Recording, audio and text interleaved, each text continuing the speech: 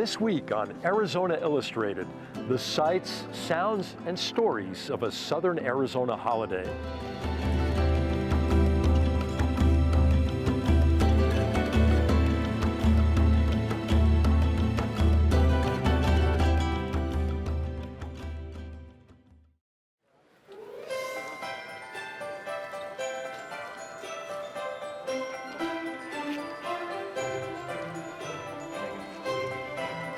Since 1949, when C.B. Richards draped the first string of lights, the Winterhaven Festival of Lights has brightened the night skies of central Tucson.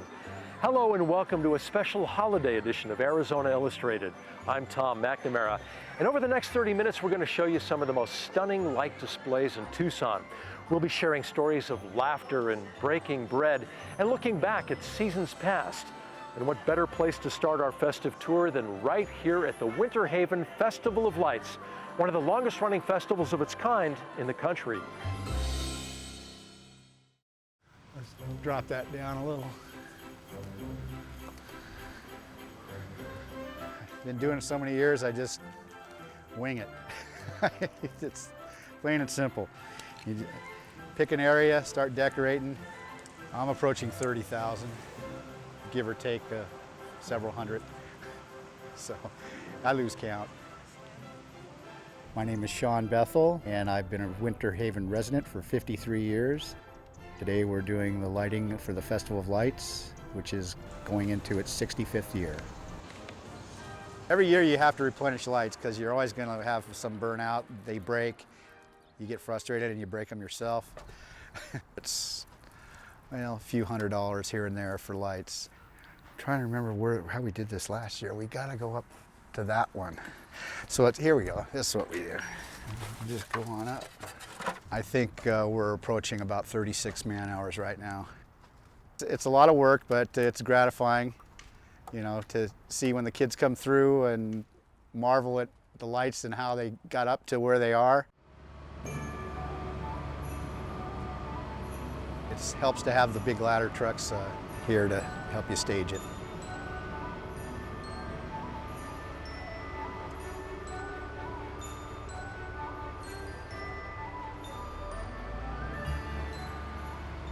The Festival of Lights started when the neighborhood first opened in 1949.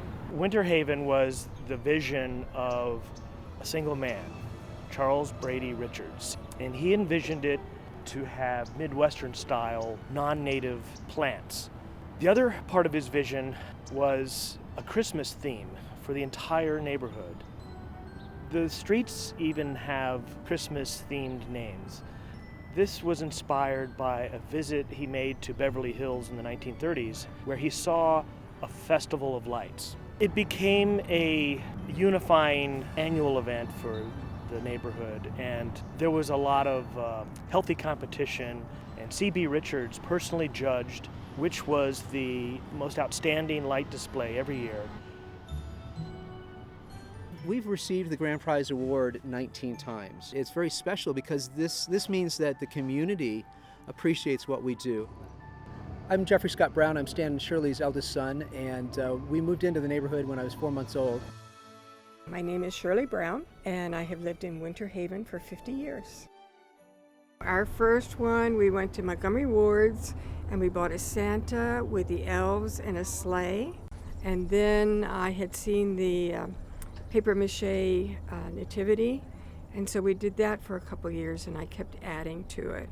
By that time, Jeffrey was a little older, and he started with some of his decorations. We could have just stuck with the same old store-bought display, maybe add to it a little bit here and there throughout the years, but we chose not to.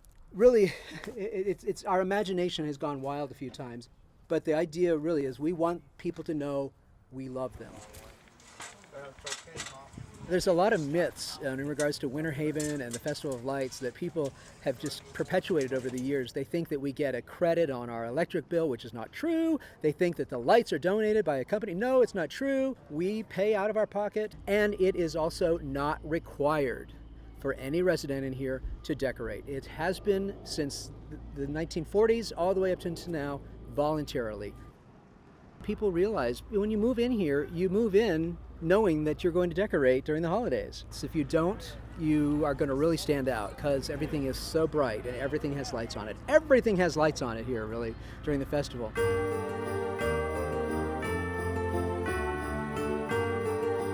For somebody to come through here and see big trees, we got Aleppo pines and aldericas and all these pine trees. It's different than most of the Tucson area.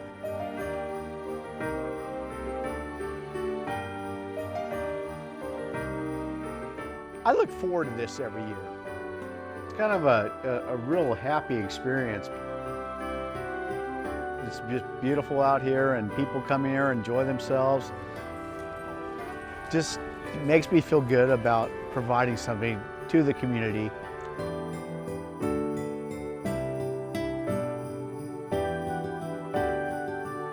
I don't know, I have a feeling it keeps going.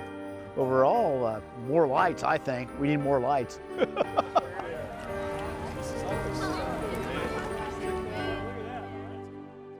It's December of 1983 in this edition of From the Vault. All the merchants we talked to said holiday sales were at least as good as 1982's, and many reported gains of 30% or more.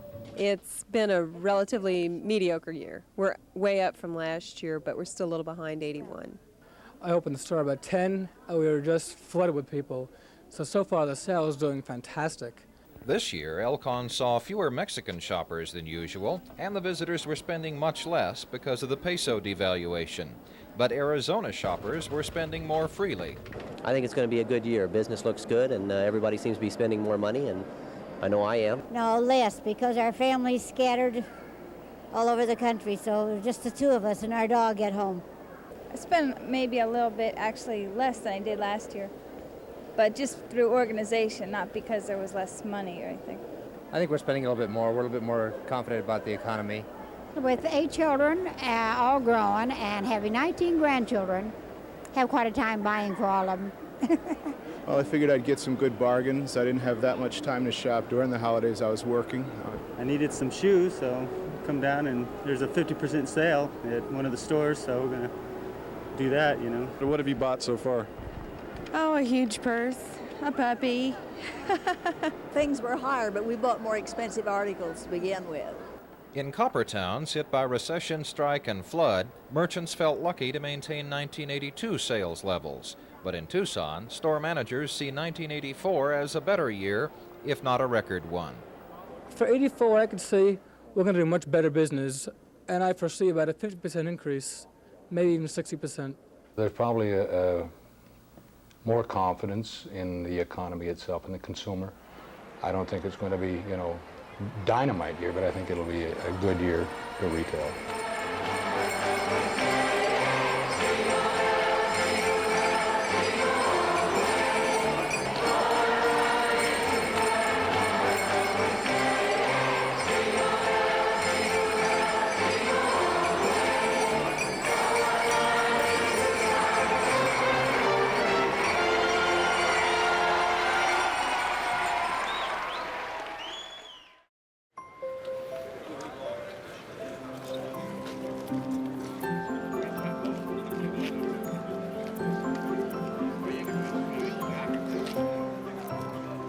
This is the time of year for gathering with family and friends, inevitably around a nice meal, where there's a lot more at play than you might realize. You see, the language of food is complex and wonderful, and we all speak it, whether we know it or not.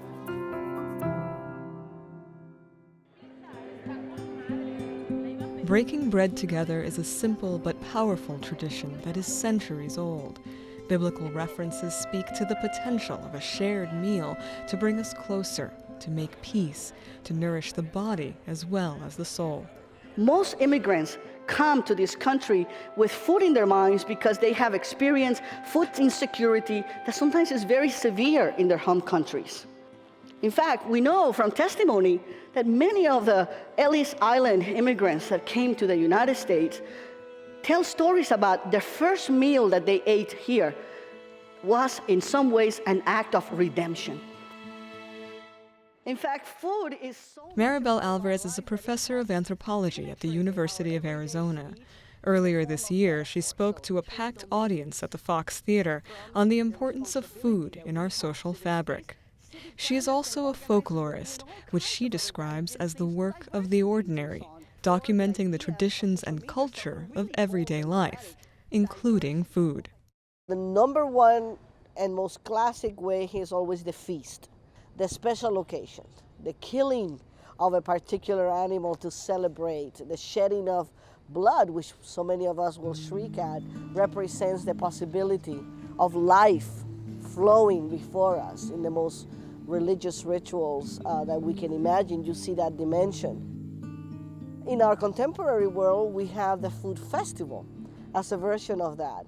Yes, we have Thanksgiving at home, and yes, we have a special Christmas dinner, and we have tamales at Christmas, all of which are different forms of feasting, but we also have food festivals, which are large public civic events. You don't have to be religious to go to a food festival, and this becomes a way of us feeling connected to each other in a sort of civic arena. Alvarez says that we've made a false separation between the biological and the sociological when it comes to the study of food. When you think about it, both of them come together in pretty significant ways. In fact, the very formation of our ability to be social beings has to do with our ability to share nourishment so that we can survive. And if we can survive, then that means we can reproduce. But then attached to that, the possibility that it is also a form of language. It is the first language that we learn for communication. It's the one that we grab on when we're feeling happy. It's the one that we reject when we don't like something. I mean, love looking at babies and the expression on their faces when they absolutely taste something that they don't like. Food is definitely more than survival, it's probably the most complete artistic experience that we can have because it involves literally all the senses, taste, touch, smell, and it's something that everyone can understand. Jared McKinley is a botanist, longtime Tucsonan, and the associate publisher of Edible Baja Arizona, a magazine focused on how food and culture intersect in our region. He says that food and physiology intersect too, and not just in the obvious ways. Food calms us down. It physically calms us down. It calms us down by triggering our parasympathetic nervous system, the soothing response that kicks in when we are rested and nourished. Whatever you have going on in your head in the moment beforehand when there wasn't food around, you start eating and digesting food, that blood shunts to the belly. You're not up here anymore. You're not starting to think about, why am I different than this person? You're just being with that person. And food, more than anything else, causes people to calm down, come together, and stop thinking, really. It really was a game changer, this fire thing. While Alvarez acknowledges the evolutionary wiring, she marvels at the complexity of the cultural moments that are common in our food sharing rituals. At the family table, of course, I don't have to tell you, is where we have the most intense conversations. The laughing, the crying, the falling in love, the rolling of your eyes, the holding back disgust, all of this range of emotions happen. And here's this thing. Culture is doing all of that, and you're not even aware of it. You're just living it and experiencing it. It's all happening in your body. It's participating actively of this ritual, but in the back of your mind, you're just taking it as ordinary life. Alvarez sees the tradition of gathering to share food as a theatrical stage of sorts, where we communicate in ways we might not otherwise. It is okay to accept that food is performative, that it is one mechanism by which we're actually able to say, look, there's a whole bunch of things I want to say to you and I don't know how, but here's something I cook for you. Or come home for dinner. I don't need to declare that I trust you, you are my trusted associate, I want to be your friend forever. Those things that may be awkward, I can actually perform them. When we eat together, it can cut both ways, bringing us closer, but also leaving us vulnerable and exposed. The host labors intensely to make sure that you're comfortable, that you have what you need. And if for some reason something is served that will make the guest uncomfortable, the host is immediately attentive to try to remedy the situation.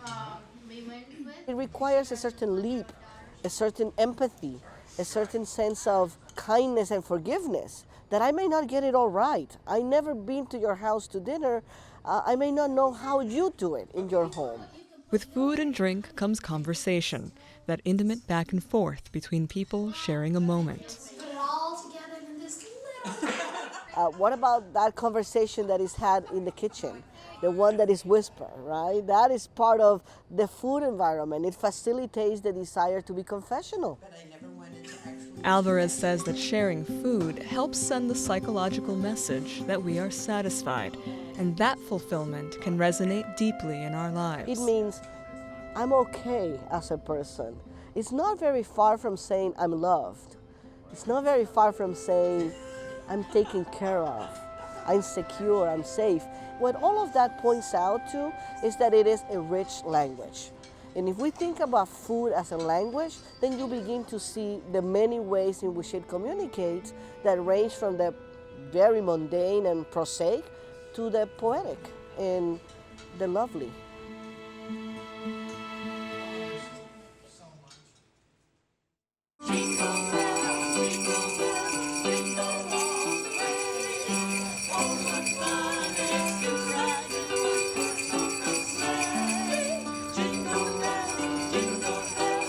Every year at this time, the wonderful mix of cultural history that is Arizona is reflected in its traditions. Annual celebrations passed down from generation to generation, such as this one from the vault. I'm standing in La Casa Cordova next to the Museum of Art, and I'm standing in front of an absolutely remarkable assemblage of figures. This is a nacimiento, a Mexican-style nativity scene that's erected every year by a woman named Maria Luisa Tena, who does it in memory of her mother, whom she says used to make a really big one in Guadalajara in the old days.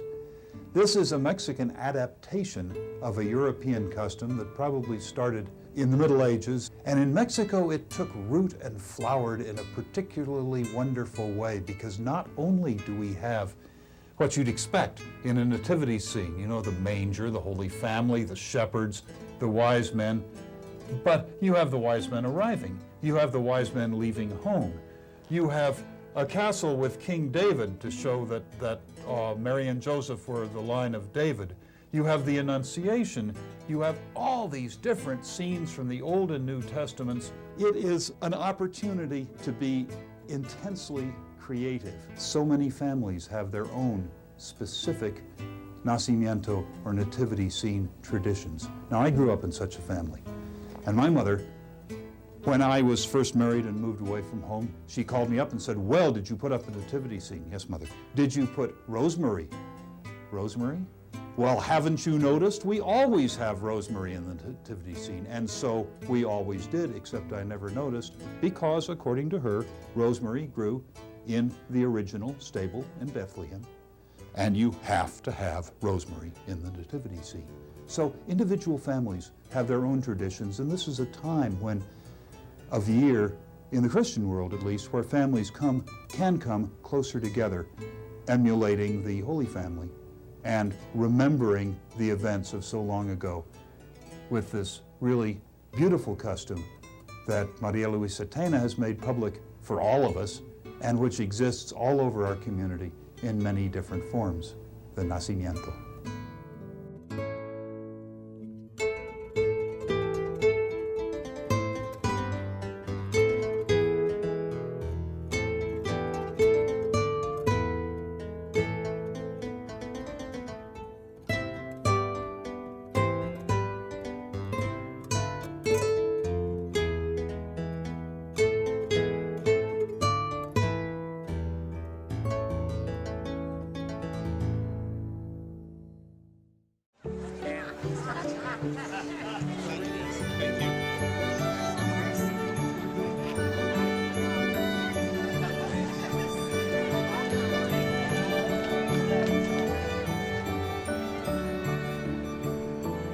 While certainly a time of religious and cultural tradition, the holidays are also a time for personal reflection and remembrance.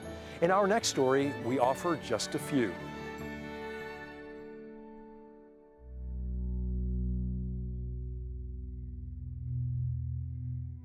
It It was election day in Israel, it was primaries. I was in my office. It was not so far away from the Likud party building. And I remember that I heard some shooting. I didn't know that it was the first time in my life that I heard shooting, so I didn't know it. But I heard like some noise, strange noise, and then again and again. And I was looking out of the windows and I saw people like running like all over. As soon as I heard that the terror attack was at the Likud building, I fed out because I understand that my father for sure would be there. We arrived to the hospital and they really tried hard. And after 3 hours, the doctor said that they used the term, we lost him.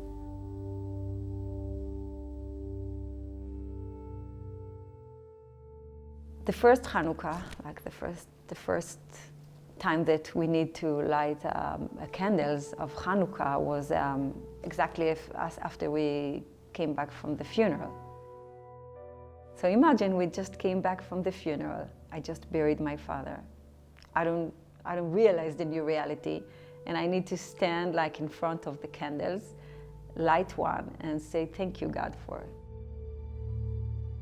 And we decided that even though it's very hard and very sad not to have Abba, Father, with us, we will make it like a great festive, great celebration to keep the joy, the happiness, the laughter. This is my bittersweet Hanukkah and my bittersweet, I would say, life, but much more sweet than bitter.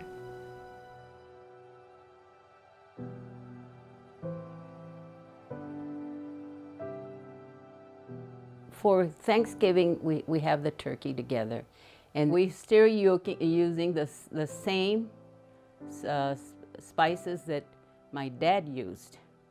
Hoisin, chapcam, and black bean. I feel like my dad taught me something that I love so much because I loved him so much. And now I know that my sons loved him so much. And now having the families like the way we fix the turkey, they all come and want the turkey the same way. And that's something that makes me very happy that my dad did this for us. This time that really we think of Dad and pray for Dad, you know, for the holidays.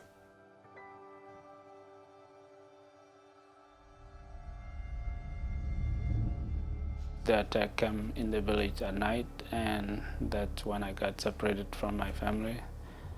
And I started walking toward Ethiopia with some other refugees. So it took us a while to get to Ethiopia, but we made it there. People were lucky, who were blessed like me. We made it to a refugee camp in Ethiopia.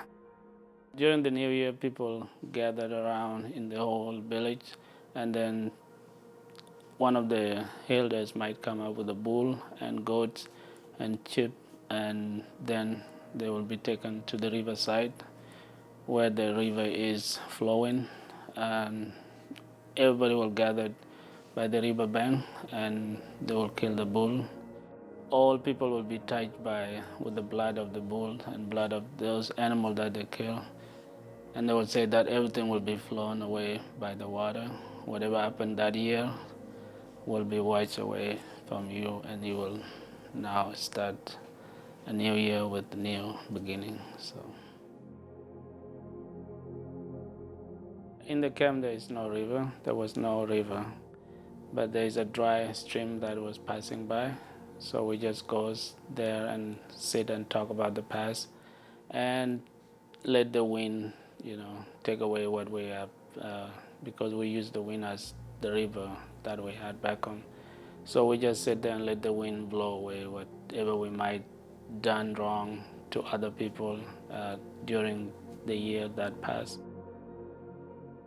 With my son, I try to explain it to him how we celebrate our culture, traditionally during this time, how it differ with American holiday, Christmas time. So he sometimes told me that he doesn't understand what I'm talking about, but I explained it to him. This time of the year, it's make me homesick because it's a joyful month and it's really celebrated well back traditionally in Africa.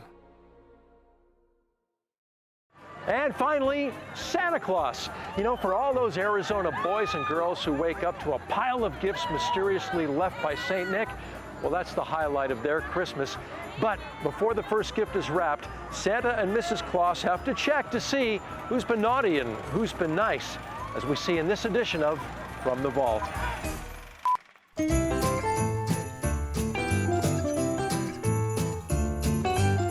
Since December 9th, Santa Claus and the Misses have taken up residence at the Devon Gables Healthcare Center in Tucson. They left the elves in the workshop and they answered the phones, the ho-ho hotline, listening to the Christmas wishes of good little girls and boys. Hello dear, how are you this morning? Are you waiting for Christmas to come? And what would you like to have for Christmas? Well, we'll bring you whatever you want. And it'll be under the Christmas tree. And bye-bye. Be a good girl. Santa Claus, how many little boys and girls did you hear from this holiday season? About 3,000. All the way from 2 to 9. Mrs. Santa, what was the most requested gift that they asked you for? Cabbage dolls. Boys want trucks. They mostly ask for bicycles and trucks and some, well, they can't have no sleds down here, but maybe roller skates. Mrs. Santa, what was it like to talk to all those children on the phone? I think it's wonderful. It's just wonderful. It's made me very happy. I asked them if they've been good, and they've all of them said they've been good, and I hope they have. Santa Claus, what would you like for Christmas? Well, I would like to have peace on earth and goodwill to men. Merry Christmas and a Happy New Year.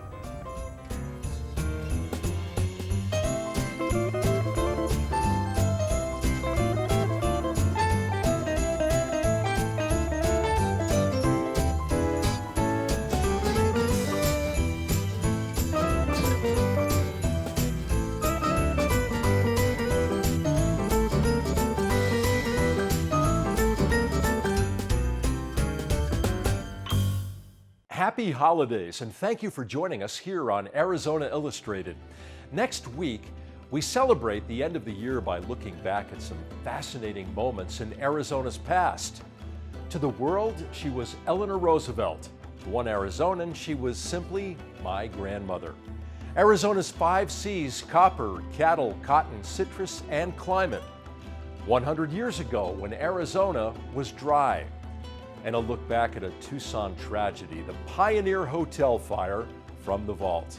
I'm Tom McNamara. See you next week.